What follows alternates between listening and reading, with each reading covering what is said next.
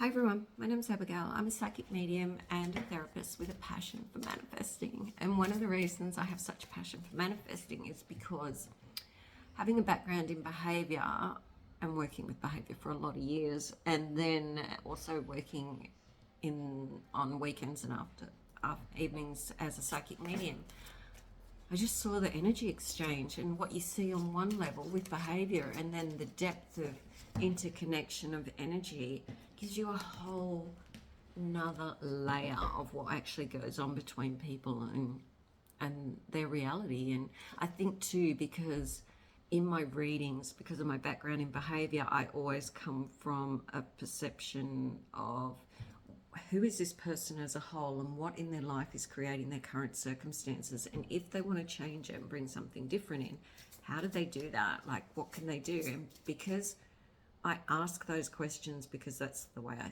think in my career, those answers would always be available to me. So I think that developed into a passion for manifesting. Anyway, let's get to the topic today, which is why you shouldn't focus on memories of your SP.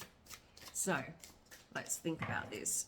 So your SP may or may not be in your life at the moment. So that specific person, so that can be a family member, it can be a partner, it can be a husband, wife, a child, it can be someone who's really important to you that is not currently in your reality, that you would like back in your reality. Now, what I'm going to say to you is be very discerning about the memories you focus on. Now, this can be a bit confusing, especially when you probably really want to. You might want to look at photos, you might want to, check the current 3D and see what's happening. But I think what you need to be really clear about is manifesting.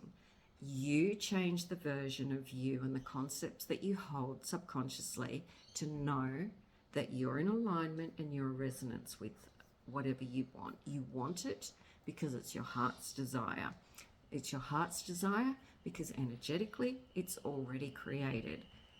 So what you need to do is line your energy up and bring in the version of that person that you want in your reality.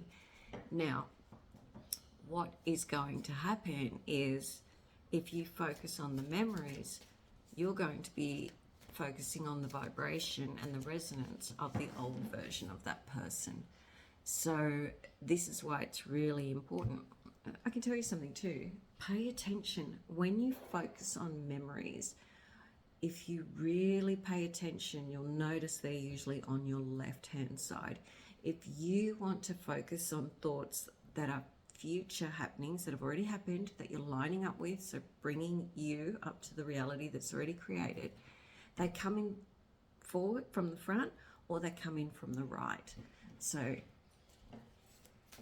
if you can find the essence of this person, meditate, relax, and focus on the positives. Focus on their energy and try and level up with what's already created, rather than focusing on and going down memory lane, because memory lane, it's not going to bring you to the future, not at all. What it's going to do is keep recreating the past version that,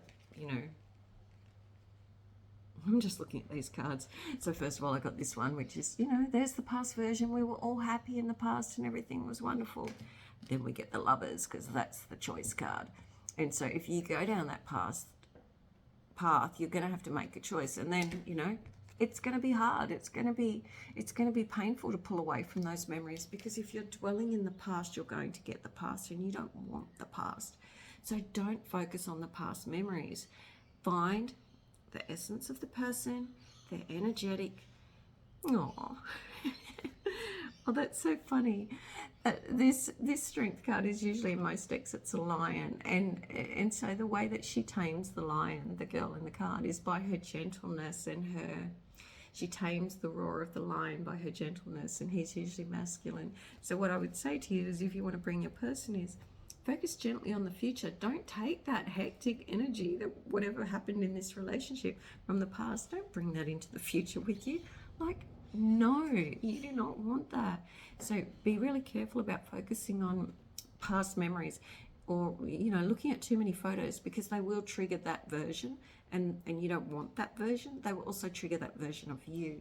So if it's positive, and if it's a happy shot and you've just got happy memories, and you can hold on to that and then project it into some new visions and scenes in your mind, that's kind of perfect. Then do that, but send off your arrows in all directions, send them all out there, and then sit back and see what happens. Justice. It's definitely worth being. If you're going to the past all the time and you're dwelling in the past, there's a reason. There's something, there's a part of you that hasn't been released, that hasn't been healed from the past. There's a part of you, whether that be sadness, whether that be I was done wrong and I need justice, and I need a victory, I need to be apologized to. You chose it. You chose it. Your energy resonated with it. So yeah, you probably do, but you're not going to get it by demanding it of someone else. You're going to get it when you have loving thoughts about yourself and the rest of the world. And it's really interesting. You can want an apology, but usually when it comes around, if you're settled in your energy, you don't even care anymore, because things just will pan out in a way that shows you your value and your worth, and it just won't be important. It just won't be, because you won't be coming from that place of being a victim who's been done wrong and hurt. So be really careful about looking at past memories, and be really careful about any kind of stalking. No, because why would you be doing that unless it's a moment where you just have this urge, because it's like, what's it called, when a divine timing, or like a, what's it called, when you just suddenly get a divine intervention and to go, I'm going to do this today. But if you're stalking in any way, don't. What are you doing? You're not in attracting abundance energy. You don't stalk anyone. You attract your reality. And just be really mindful of your actions. Just be really mindful, and just know, if you're doing these things, you got some way to go. And anyone who thinks that manifesting is going to be easy, it is. Sometimes it's really easy, but when it gets hard, is the things that mean the most to you, the things that mean so much to you that you can't even let go of them for a moment. They're going to be the things that are hard, but that's telling you have to do the work. You just have to, and all that means is lining up with you and getting in the flow, and that means day by day, step by step, reining in your thoughts, reining in your actions, reminding yourself of who you are, and doing the deep subconscious work. I mean, it might not be a deep issue for you to attract a perfect relationship, because maybe you've got a good style of attachment, but for a lot of people who don't have a standard attachment, or they are neurodivergent, or it's gonna be pretty tricky, or they've been, really harmed in the past in some way, it's gonna be really tricky. It's not impossible, and it's definitely possible, and don't give up for a moment, but don't get disheartened if it takes a little while. Like, it's okay, it's okay. And start to pay attention when things start to happen. Like, be very mindful that things around you that are unrelated, that start flowing in your direction, are usually related.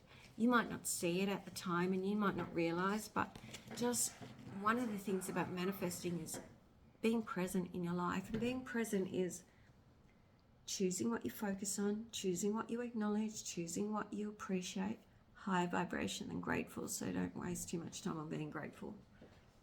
Be appreciative. Like when you see the most beautiful rose in the world and it just smells amazing, you just think, how was that even invented? Like, well, I do. I just love flowers and plants so much. I'm just in awe. That appreciation, that awe, like wow, that is so much higher than gratitude, because for gratitude, it's like something has happened that you finally got this. It's like, well, no, because you just appreciate because life is, and because it's beautiful and perfect. So that's my tip for today. If you have questions, or if you want a reading or a coaching session, or both actually, leave me a message. I'll leave my email details underneath, and thank you.